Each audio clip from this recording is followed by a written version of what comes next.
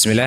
السلام عليكم. اسكول عشان ساعتي غالي خرجنا في عنتين سود هذا أود مسكح هذا سيدي مسكح هذا وقابين يسان ولا هذا صاحب مؤقت هاي دجالك أقوين الدون كان إنه سنكده عليهن جوابها دجالك وكده حد حول لبضة دجود دحذو ذا مسكح هذا لبضة دجود دحذو ذا وقوبت أيكون هردم هيان فكرة ذا أقوين الدونك فكرة ذا أوقع لسن الدنيا ذا دقيقات كاستا سكين كاستا بلايين فكرة ذات أو كردوان أيام مسكح هذا كوسو رحيا labada dhigood dhexdooda waa goobta dagaaleed ee ugu weyn dunida dhibaatadu ma ahan inaad sabool tahay ama aad weyday fursad dhibaatadaada dhabta ah waa habka maskaxdaada aad ugu qancisid waaqicaaga iyo xaaladda hortaada taala maskaxdaadu waa architecture-ka naqshad dhisaha noloshaada bal qiyaas laba wiil oo dhalinyaro ah kuwaasoo ku koray xaafad qora xaafad isku mid ah deegaan isku mid ah dugsi isku mid ah tagay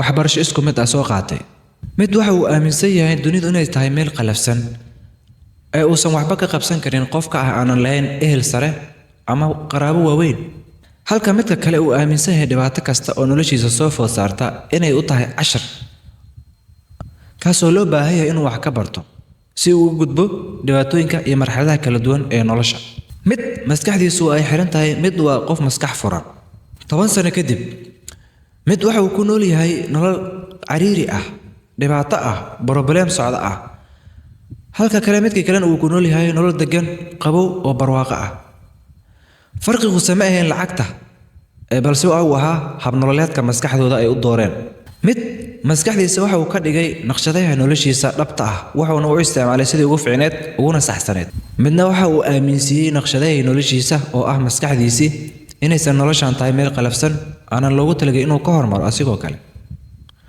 waa uu qustay oo waa uu isdhiibay saaxiib ogow maskaxdaadu waa naqshadaha noloshaada hadba naqshadii aad u dirtid unbay ku siin doontaa mid burbur ah ama mid baraaro ah hadba naqshadii aad u dhiibtid unbay ku siin labadaasi wiil dhalinyarada ah waxaa kala duwanaa sawirka maskaxdooda ay aaminsiiyeen oo ay u sheegeen naqshada noloshooda mid waxa uu siiyay naqshad burbur ah mid waxa uu siiyay naqshad barwaaqo ah balse mucjisada meesha taala waxay noqotay in maskaxdii ay dhiibtay kaliya falcelintii naqshadii la siiyay maskaxdaadu haddii ay xiran tahay adduunka oo dhan ku furnaadee waxa tahay maxbuus diinteena islaamka waxa uu ina baray in qofka muslimka ah isbedelkiisu uu ka bilaabo gudihiisa oo ah maskaxdiisa qof aan afkaartiisa bedelin ficilkiisa ma bedelo إن الله لا يغير ما بقوم حتى يغيروا ما بأنفسهم إلهي ما بدل حالات قوم إلا أي كبدلان وحي نفتو ذا كأحاضي وحي مسكحتو ذا كجرة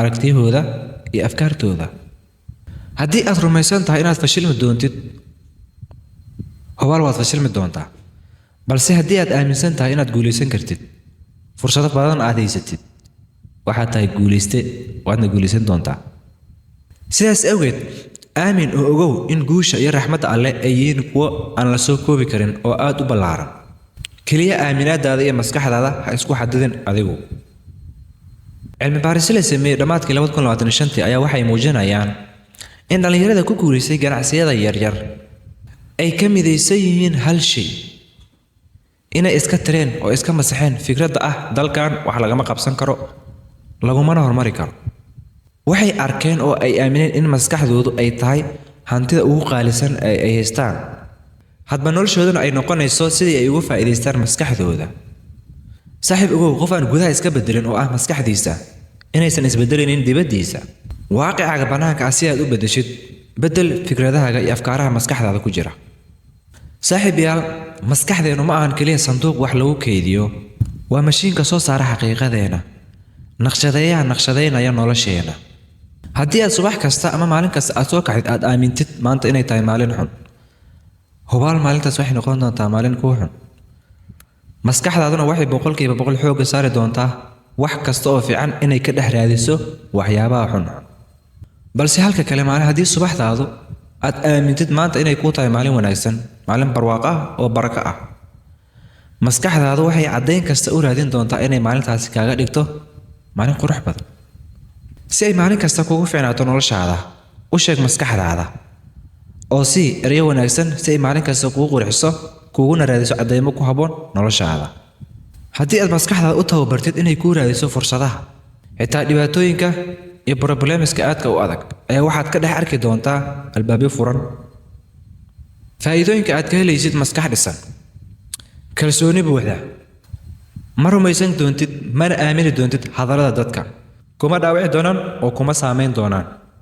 xalinta dhibaatooyinka: meesha dadku kale ay ka arkaan kaliya dhibaatooyin fara badan, adigu waxaad arki doontaa xalalka oo waxaad noqon doontaa xalliye. caafimaadka maskaxdaada oo hagaagaya: waxaad ka fogaan doontaa walwalka, depressionka, stresska, anxiety-ga, sababtoo ah waxaad baranaysaa inaad maarayso oo aad xukunto fikradahaaga iyo afkaartaada. horumar joogto ah, xasilooni gudaha ah iyo guul dhaqaale. hadda waxaan kula wadaagay 5 tallaabo oo aad ku heli kartid maskax dhisan. 1. xakamaynta afkaaga iyo erayadaada. jooji hadalka taban ee ah ma awoodo, ma samayn karo, la iguma talagelin. ku bedel waan awoodaa, waan samayn karaa, waan guulaysan karaa. haddii 2 qof oo dhalinyaro ah oo saaxiibo ah mid uu yiraahdo anigu waan guulaysan karaa, midka kalena uu yiraahdo aniga ma guulaysan karin, labadoodaba waa runtooda, sababtoo ah hadba waxa ay aaminaan ayay samayn karaan. mid waxa uu ogyahay awoodda maskaxdiisa, midna waxa uusan ogeyn awoodda maskaxdiisa. qodobka 2. akhris joogto ah. maskaxdaadu waxay u baahan tahay cunto si ay u korto oo ay u kobocdo. cuntadeeduna waa akhriska iyo cilmiga. aqoonta iyo cilmiga waxay si habsami leh u kordhiyaan awoodda maskaxdaada. qodobka 3. ogow saaxiibadaada. ka fogow dadka ay maskaxdoodu xiran tahay kuwaasoo ah energy vampires. ma samayn karno, ma awoodno, dalkan wax laguma qabsan karo, ma la hormari karo, meel kasta qabiil ayaa ka jiro, ilma abti ilma adeer ayaa meel kasta laga dhigay, aqoon ma jirto, cilmi ma jiro. dadkaasi ka fogow, maskaxdaada ka badbaadi, noloshaadana ka badbaadso. qodobka 4. samee milicsi nafsi ah, dikri ah. waqti sii naftaada si aad u ogaatid waxa gudahaaga ka socda, aad u maaraysid afkaartaada iyo fikradahaaga. noqo qof is-og oo isla socda. qodobka 5. samee ficil degdeg ah. mar kasta oo fikrad ama aragti kugu soo dhacdo ha dibdhigin, ficil degdeg ah ku dhaqaaq. maskaxdaada ku tababar inay samayso ficilada, xoogana saarto inay wax samayso oo ay howl qabato. ha sugin ilaa aad diyaar ka noqonaysid, dhexgal cabsidaadana wajah. bilow adigoo cabsanaya, hawshana dhexgal, ficilkana bilow. haddii aad ku tababartid maskaxdaada inay hore ficilada ka samayso oo aysan dib dhigin, waxaad noqon doontaa qof maskax furan oona si fudud u guulaysta insha Allah. saaxiibkayga qaaliga, adduunkan kuma naxayo, kumana soo dhaweynayso gacmo furan iyo roog casaan ah. haddii aadan adigu isku naxin oodan adigu isqabsanin, waxaa laga yaabaa inay kugu xariiraysan yihiin duruufo aad u adag, nolol qalafsan. balse ogow, nuurka gudahaaga ku jira ayaa 1000 jeer ka awood badan mugdi kasta oo dibadda ah. ha u ogolaanin fikrad khaldan oo maskaxdaada ku jirta inay disho riyadaada inta aysan dhalanin. dhibaatada ugu weyn ee dhallinyaradana maanta haysataa waxay tahay riyo ayaan leenahay, hami ayaan leenahay, hadaf nololeed ayaan leenahay, balse cadowga ugu weyn ee aan haysano waa maskaxdeena iyo fikradaheena.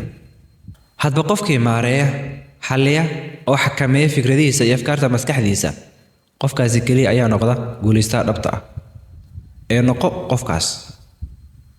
ogow, waxaa tahay khaliifka alle ee dhulkan. adiga ayaana ah mas-uulka naftaada. adiga ayaana iska leh go'aanka sida aad noqonaysid, heerka aad nolosha aad ka gaaraysid, iyo qofka aad noqon doontid markaad dhimanaysid. ogow oo ka faa'iidayso awoodda maskaxdaada, naqshadeeyaha noloshaada. saaxiib, haddii aad doonaysid maskaxdaada inaad dhisatid, noloshaada aad horumarsatid, naftaada aad ka adkaatid, ku soo bir SG Community. halkani waa hoyga dhalinyarada noocaaga oo kale ah. halkan kaliya kuma baranayno sida loo guulaysto, ee waxaan dhisaynaa qiyam toosan, maskax adag iyo akhlaaq suuban. waxaan ahay dhaqdhaqaaqa dhalinyarada Soomaaliyeed ka caawin doona inay noloshooda dhistaan, ay gaaraan guul la taaban karo, naftooda ay ka adkaadaan, adduunkooda ay ku horumaraan, aakhiradooda ay ku guulaystaan insha Allah. subscribe dheh oo nala soco. haddaba su'aashii ugu dambeysay ayaan ku weydiinayaa, yaa gacanta ku haya isteerinka noloshaada? ma adiga mise cabsidaada? aad iyo aad baad u mahadsantihiin asxaabtayda qaali. waxaan rajaynayaa inaad ka faa'iidaysteen videogan. aadna noqon doontaan kuwa ka faa'iidaysta naqshadaha noloshooda oo ah maskaxdooda. SG Community ku soo bir oo subscribe saar.